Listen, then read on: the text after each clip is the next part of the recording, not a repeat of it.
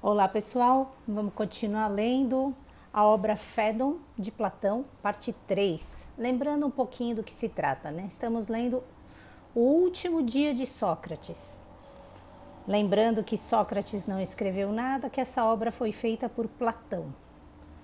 Apenas como título de curiosidade, tudo que a gente sabe sobre a vida de Sócrates, praticamente 90% foi escrito por Platão, 5% foi escrito pelo Xenofontes, que também escreveu a Apologia de Sócrates, além do Platão, o livro que eu já li, e 5% vem de outras fontes diversas.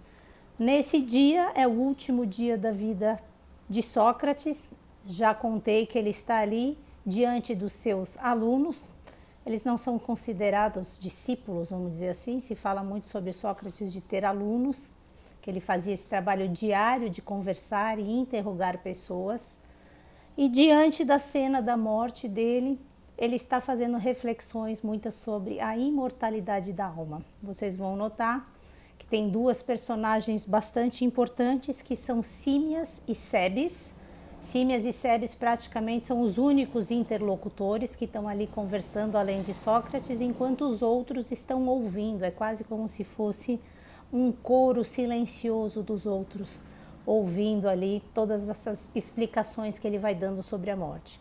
Quem era Símias e Cebes? Símias e Cebes eram pessoas que eram pitagóricos, né? Eram ligados à escola pitagórica, que Platão também era ligado. Então, só para vocês entenderem, de repente, por que, né, que Platão escolhe Símias e Cebes, por exemplo, para também estar fazendo todo esse ato de interlocução, que eles representam muito desse pensamento platônico, e é eles que vão estar conversando com Sócrates e contrapondo algumas coisas que Sócrates vai estar dizendo. Como essência, Sócrates está dizendo que ele acredita na imortalidade da alma. Ele já disse na obra anterior, na Apologia de Sócrates, quando ele é condenado, ele já disse que ele não sabe se a morte é algo negativo, que ninguém sabe sobre isso, quiçá que não.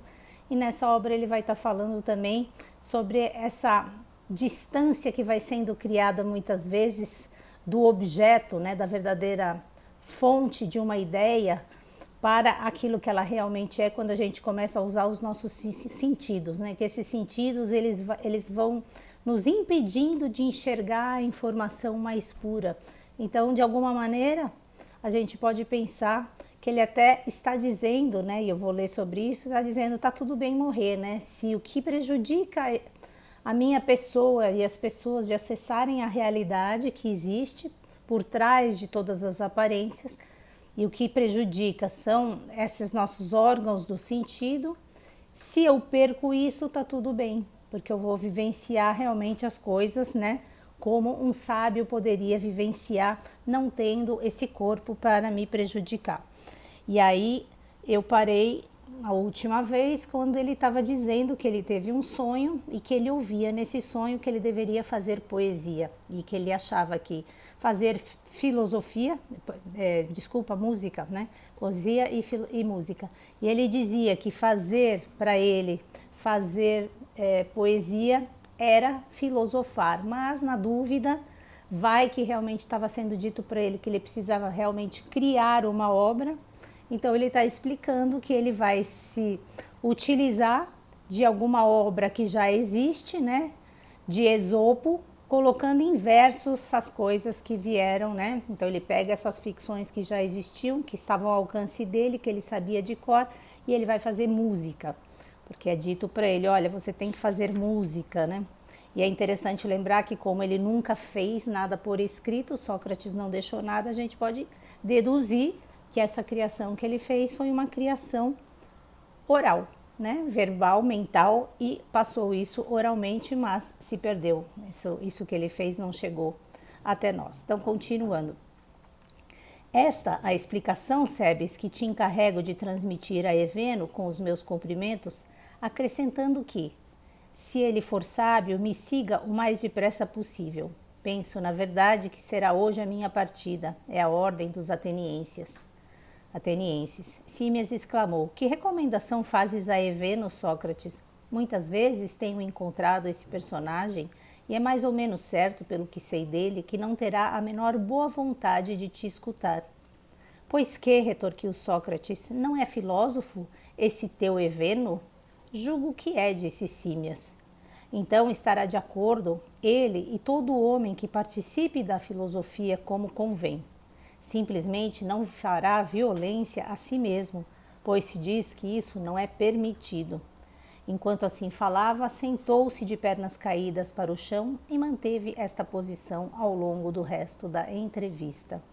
Cebes fez-lhe então esta pergunta: como podes tu dizer, Sócrates, que não é permitido fazer violência a si mesmo e, por outro lado, que o filósofo está disposto a seguir aquele que morre? Mas, Cebes, não ouviste Símias e tu tratar destas questões, vós que convivestes com Filolau? Sim, mas não tenho precisão, Sócrates. Também eu só falo do assunto por ouvir dizer. Todavia, nada me impede que vos dê parte do que deste modo aprendi. Talvez venha até perfeitamente a propósito, no momento de abalar a vida, discorrer sobre esta viagem para o outro mundo e contar num mito o que julgamos que ele seja. Como ocupar melhor o tempo que nos separa do pôr do sol? Diz-nos então, Sócrates, em que princípio é que se podem basear quando pretendem que o suicídio não é permitido? Da minha parte, para voltar à tua pergunta de há pouco, já ouvi dizer a Filolau, na altura que se encontrava entre nós, e também a muitos outros, que ninguém tem o direito de se matar, mas nunca houve quem desse qualquer precisão a propósito.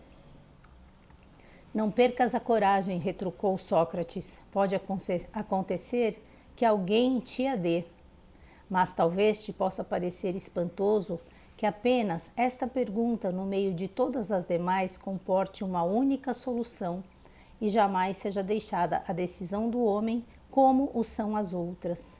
Sendo um fato que existem pessoas para quem, em certas circunstâncias, a morte é preferível à vida, talvez consideres estranho que aqueles para quem a morte é preferível não possam prestar a si próprios, sem impiedade, este benefício e tenham de esperar por um benfeitor alheio. Cebes teve então um leve sorriso. Que Zeus aí se veja, disse no dialeto da sua terra. Assim apresentada, esta opinião poderá parecer irrazoável, continuou Sócrates. Não lhe falta razão, no entanto. A doutrina que em segredo se ensina sobre esse assunto, de que nós, os homens, nos encontramos como que num ponto de onde ninguém tem o direito de se soltar nem de fugir, parece-me demasiado excelsa e difícil de esclarecer. Mas encontra-se aí, pelo menos, uma coisa bem expressa. São os deuses que se ocupam de nós, sendo nós, os humanos, um dos bens que são pertença dos deuses. Não achas que isso é verdade? Acredito que sim, disse Cebes.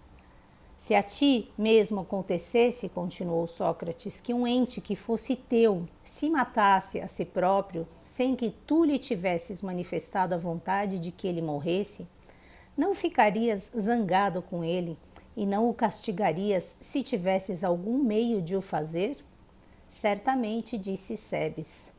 O que estamos falando aqui, né? Aqui o Sócrates ele está claramente se posicionando contra o suicídio. Era na Grécia era proibida essa ideia do suicídio, assim como, né, entre os cristãos. O que ele está nos dizendo? Nós pertencemos aos deuses. Como pertencemos aos deuses, a gente não pode se distanciar deles, ou seja, morrer, fazer um suicídio sem que eles nos autorizem. Então aqui está uma outra argumentação dele, porque que a pessoa não pode tirar a própria vida. Ele já falou outras coisas sobre a morte, como eu citei agora há pouco, inclusive nos outros livros, e aqui ele está dando mais um dado, quer dizer, A população helena e a população cristã dizia que isso era absolutamente proibido, porque se nós pertencemos aos deuses, não temos o direito de tirar a própria vida. Se nos pusermos nesse ponto de vista, talvez não seja irrazoável dizer que ninguém se deve matar antes que Deus nos imponha esta necessidade, tal como o faz hoje comigo. Eu vou parar por aqui, quero só chamar a atenção esse fato dele dizer, né, que Deus nos imponha essa necessidade, tal como o faz hoje comigo, lembrando que para ele estava tudo ok morrer, e ele dizia, inclusive ele cita isso na obra anterior, na Apologia de Sócrates, quando ele faz a defesa, que ele ouve uma voz e ele não se defende no tribunal, porque essa voz, que seria o Deus, essa voz interior que ele escuta, não teria dito para ele fazer nada diferente daquilo que ele está fazendo. Então ele está completamente aceitando como parte do seu destino morrer dessa forma, nesse momento histórico, dessa maneira como a gente conhece hoje. Beijos para vocês, pessoal, e até amanhã, se Deus quiser. Bye, bye.